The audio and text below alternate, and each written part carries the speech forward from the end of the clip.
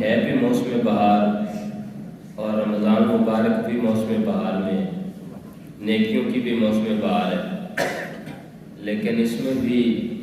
اگر مسلمان سستی کرتے ہیں نیکیاں کرنے میں اور غفلت میں رہتے ہیں، علامات اور نشانیاں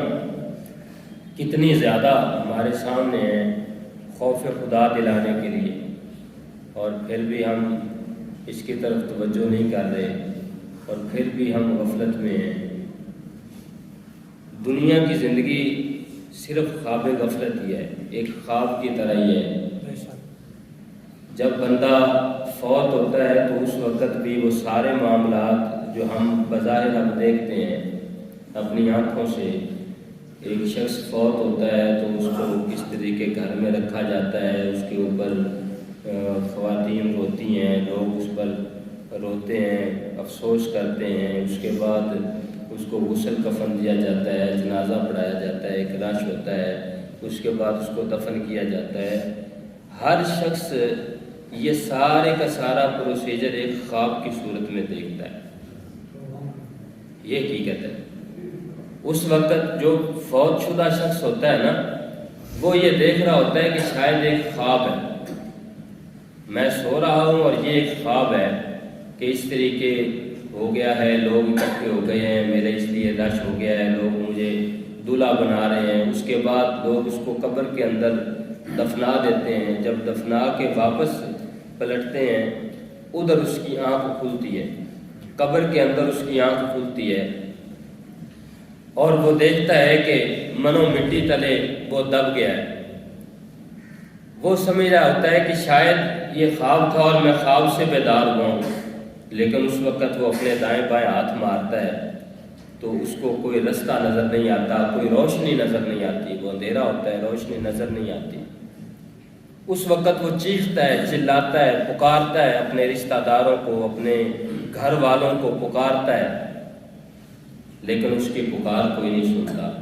جب وہ پکار رہا ہوتا ہے تو اس وقت نکیرین قبر کے اندر آتے ہیں۔ اگر تو وہ نیکی میں زندگی گزار کر گیا تھا، اچھائی کے ساتھ گزار کر گیا تھا، تو وہ اس کو تسلی دیتے ہیں، سہارا دیتے ہیں، اس کے قبر میں روشنی ہوتی ہے، اس کو سکون مل جاتا ہے اور وہ سمجھ لیتا ہے کہ یہی اب میری زندگی ہے، اب یہی جہان میں مجھے رہنا ہے، اور مطمئن ہو جاتا ہے اس پر۔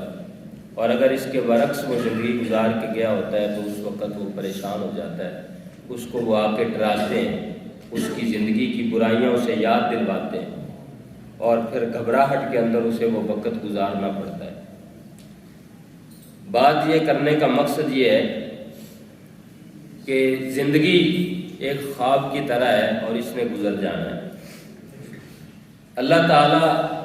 روزے کے مضمون کو بیان فرماتے ہوئے قرآن پاک میں یہ ارشاد فرما رہا ہے، ایام معدودات، یہ گنتی کے چند دن ہیں۔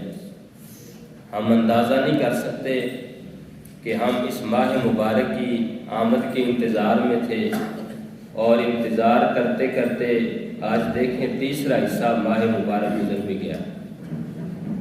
کتنی جلدی میں گزر گیا۔ ادھر اس کی صورتحال دیکھیں، اس کے ساتھ ساتھ